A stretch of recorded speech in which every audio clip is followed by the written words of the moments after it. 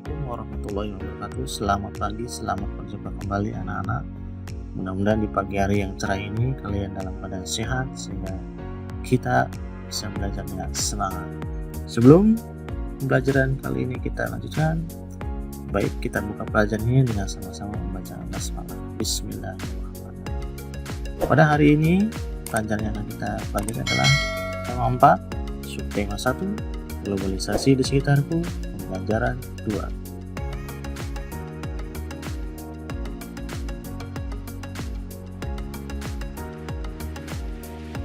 Anak-anak, kompetensi dasar yang akan kita pelajari pada hari ini ada 2 muatan mata pelajaran, yaitu PPKN dan SPDP.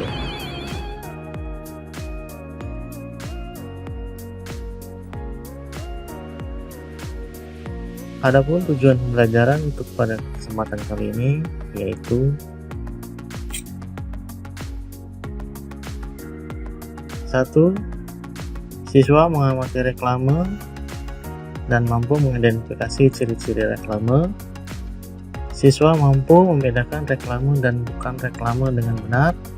Siswa membaca teks. Siswa mampu mengidentifikasi contoh keberagaman ekonomi dengan benar. Siswa mampu menjelaskan sikap yang perlu dikembangkan dalam hal keberagaman ekonomi dengan benar. Itu adalah tujuan pembelajaran untuk kesempatan kali ini. Tahukah kamu batik Indonesia sudah mendunia? Ini membuktikan bahwa produk Indonesia juga mampu bersaing di era globalisasi. Sebagai warga negara Indonesia, aku sangat bangga dengan hal tersebut. Ayo kita cari tahu lebih lanjut tentang bagaimana produk batik bisa mendunia. Pada tanggal 2 Oktober 2009, UNESCO memberikan pengakuan dan mengesahkan secara resmi batik Indonesia sebagai warisan budaya dunia. Batik diminati oleh semua kalangan, mulai dari anak-anak, remaja, sampai orang dewasa. Selain diminati oleh masyarakat Indonesia, batik juga diminati oleh masyarakat mancanegara. Penjualan batik yang semakin berkembang membuat perekonomian para pengrajin batik semakin meningkat. Perhatikan gambar reklame di bawah.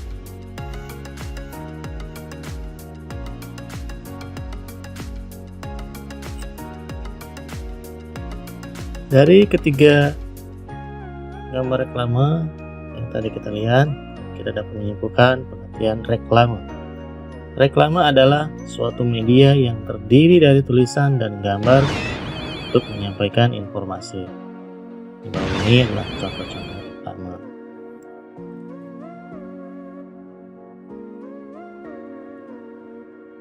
Tujuan reklame.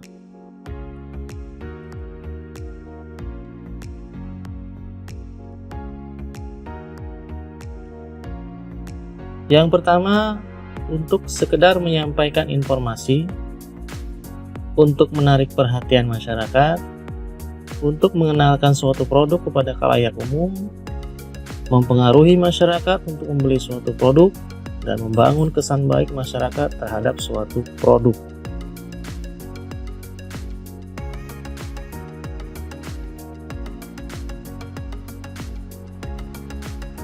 Jenis-jenis reklame.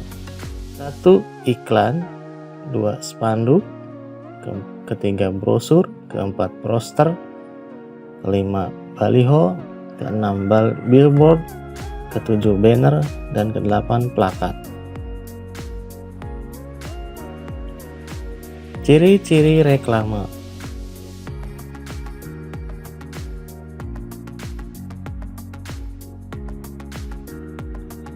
Yang pertama, informasi jelas dan mudah untuk dimengerti. Kedua, memuat informasi yang benar, mampu menarik perhatian orang, dan mudah diingat. Itu adalah ciri-ciri reklame.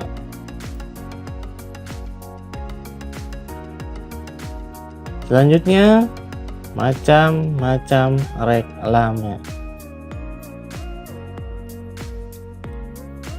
Reklame dibagi menjadi 2. reklame komersial, yaitu digunakan untuk pedagang untuk menawarkan barang atau produknya. Yang kedua, reklame non-komersial, digunakan untuk mengajak masyarakat untuk melakukan suatu hal, misalkan hidup bersih, hemat energi, dan lain-lain.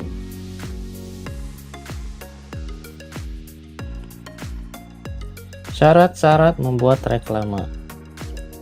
1. Slogan jelas dan mudah dimengerti. Kedua, bahasa baik dan menarik dengan ukuran huruf yang sesuai. Ketiga, ilustrasi menarik dan mudah diingat. Keempat, tata letak gambar dan tulisan yang baik. Baca teks berikut. Sahabat tak terpisahkan, Hani dan Dwi telah berteman lama. Sejak belum bersekolah, mereka sering menghabiskan waktu di sore hari untuk bermain bersama. Semua tahu bahwa Hani dan Dwi tak terpisahkan. Persahabatan mereka tetap terjalin erat sampai kini mereka telah duduk di kelas 6. Di sekolah yang sama, dulu banyak teman yang meragukan bahwa persahabatan Hani dan Dwi akan bertahan lama karena latar belakang keluarga mereka yang jauh berbeda. Hani adalah anak seorang pengrajin batik yang sukses.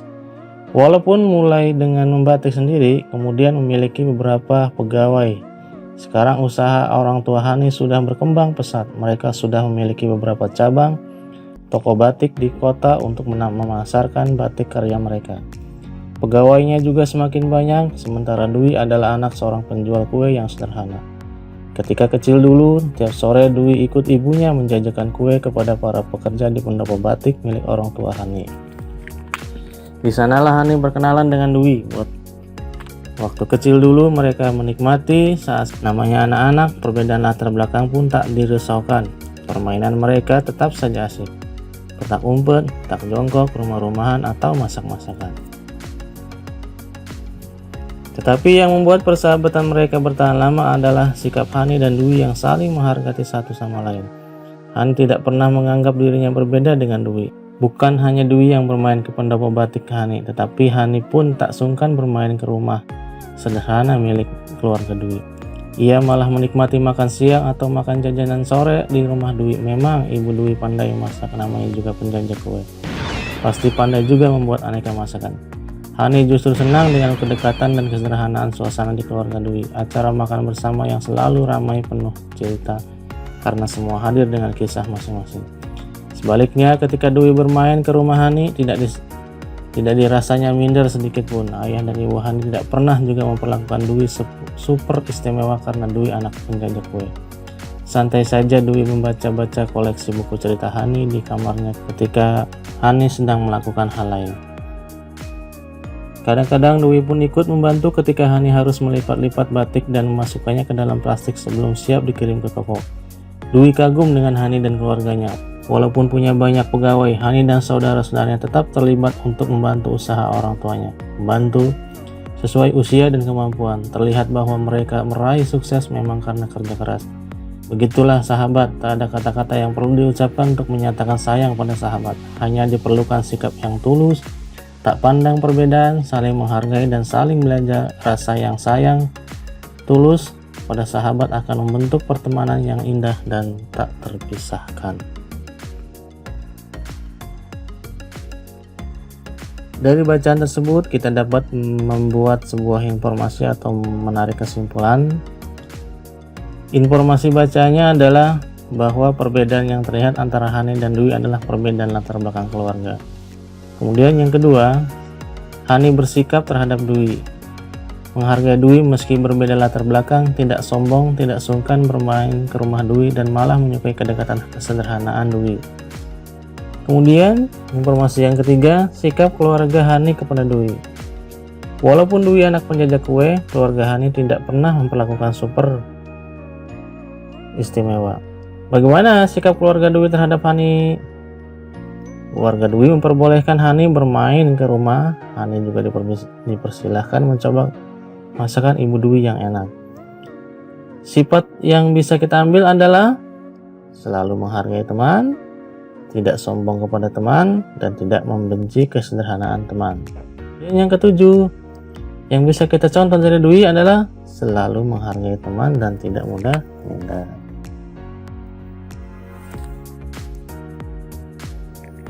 Kesimpulannya adalah Hani dan Dwi berbeda latar belakang keluarga.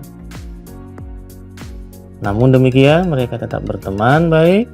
Hani tetap menghargai Dwi dan tidak sombong. Hani belajar kesederhanaan dari Dwi. Dwi menghargai Hani dan tidak malu berteman dengannya. Dwi belajar sikap tidak sombong dari Hani. Di era globalisasi ini, jika kita mempunyai kemampuan, keterampilan, dan sikap kerja keras, kita bisa mencapai kesuksesan. Namun kita tetap harus rendah hati, menghargai orang lain, dan hidup sederhana. Keberagaman ekonomi. Keberagaman ekonomi adalah taraf atau tingkat ekonomi yang beragam atau berbeda-beda yang terlihat dari beragamnya jenis pekerjaan yang dilakukan masyarakat dalam memenuhi kebutuhan hidupnya. Keberagaman ekonomi ini terlihat dari suatu lingkungan yang ada di dalamnya.